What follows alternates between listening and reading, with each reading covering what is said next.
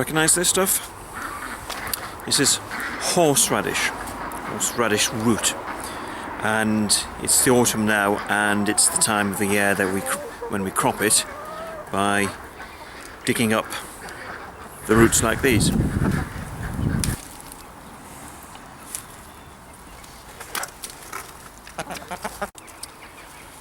Well, helping me here in the garden today is Pinky. She's our golden Guernsey goat, and she's our milking goat.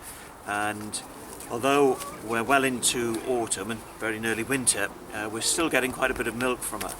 And usefully, her milk gives us a bit of cream as well. And back in the kitchen, we're going to use the cream and the horseradish to make horseradish sauce.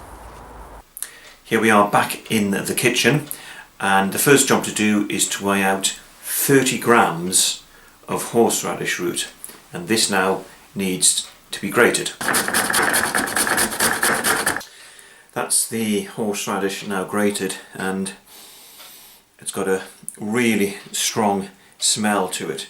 But what this needs now is some hot water adding to it. That's 4 tablespoonfuls of hot water, and I'm going to leave that standing for half an hour.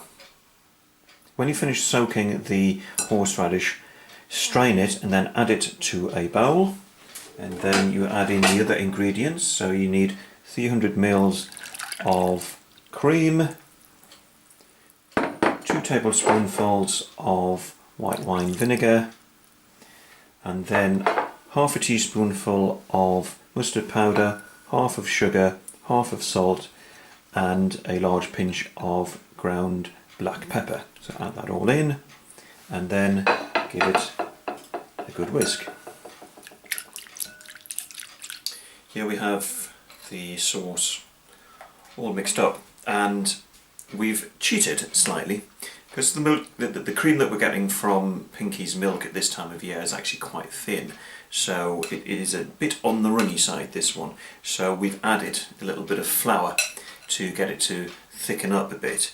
So what we're going to do now is leave this standing in the fridge for a couple of hours.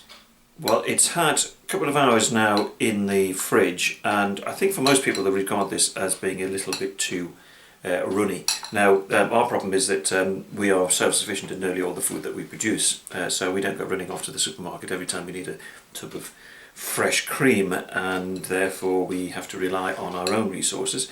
And the cream that we get from our goat's milk this time of year is quite thin, so we've, as I say, we've thickened this a little bit. Now, I would reckon that that is not hot enough, so what we're going to do is add another root of grated horseradish. Well, here it is with the extra horseradish root added. It's thickened up a bit, possibly still a bit too runny for most people, but we'll be quite happy with this. And as you can see, good quantity of grated horseradish in there. So, moment of truth time. Let's try a little bit of this.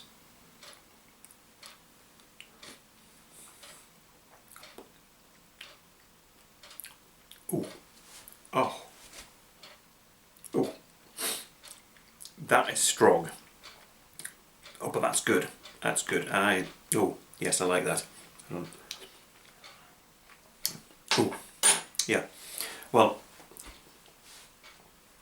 we'll be using this up over the next few days. We'll keep it in the fridge because it's got fresh cream in it, and it really needs to be used up within a week to 10 days. What we have here is roast beef from a joint that we got in a swap with the local farm, Yorkshire puddings made from our own eggs, and we've got our own homegrown potatoes, cabbage and parsnips. Of course, what we need to do now is add a bit of that horseradish sauce I made earlier this week. So here goes.